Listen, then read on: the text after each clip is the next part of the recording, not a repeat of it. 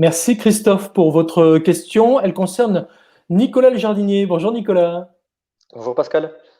Planter un palmier en pleine terre, est-ce que c'est possible chez nous, en Bourgogne-Franche-Comté et plus généralement dans le Grand Est, Nicolas?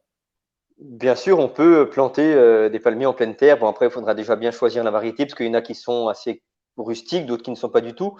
Donc, assez fréquemment chez nous en jardinerie, on va trouver le Trachycarpus ou Camerops excelsa.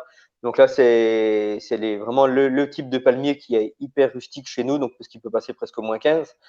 Par contre, on pourra trouver éventuellement des Phoenix canariensis qui sont des palmiers qui vont résister à -4, -5, voire -6. Donc ceux-là, on va éviter de les planter en pleine terre. Par contre, donc le Camerops ou Trachycarpus, celui-ci, on pourra le planter en pleine terre sans trop de problème. Après, il y aura des règles à respecter. Donc ces règles sont assez simples. Ça va être bon déjà de choisir un bon endroit, un endroit un petit peu à l'abri du vent pour qu'il soit à l'abri en hiver. Un endroit assez ensoleillé. C'est pas spécialement des soleils hyper chauds. Il peut être mi-ombre, ça ira très très bien. Ce qu'il faut, c'est qu'il n'y ait pas trop de vent durant l'hiver. Donc quand on va le planter, on va faire un bon trou. On va chercher à drainer la terre. Souvent, on cherche à l'améliorer, mais non, on va plutôt chercher à la drainer. Donc, quand je dis drainer, on va mélanger au fond du trou. On peut faire un trou de 80 cm, 1 mètre de profondeur. On va mettre du caillou, de la pouzzolane dans le fond pour vraiment close, évacuer un maximum. Ensuite, lorsqu'on va reboucher, on va mélanger donc la terre de jardin avec un bon terreau, du fumier et encore des cailloux ou de la pouzzolane. La pouzzolane, c'est la roche volcanique, une roche assez poreuse qui va bien rester dans le sol, qui ne va pas avoir tendance à se dessiller comme si on mettait du sable, par exemple, qui va descendre à la longue en profondeur.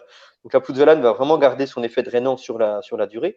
Donc une fois qu'il est planté dans ces conditions, donc c'est une plante qui va vraiment arriver à s'implanter sans trop de problèmes.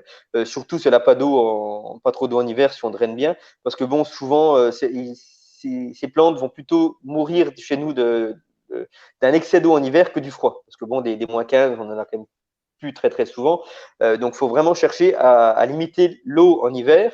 Et donc, bon, bah, après, le vrai problème, on reste en Bourgogne. Donc, si un jour vous plantez un palmier et qu'on a un gros hiver, il faudra accepter de le perdre.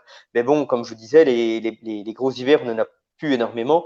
Également, ce qu'ils peuvent craindre également, c'est la neige. Donc, la neige, lorsqu'elle tombe, il faut éviter qu'elle tombe dans le cœur.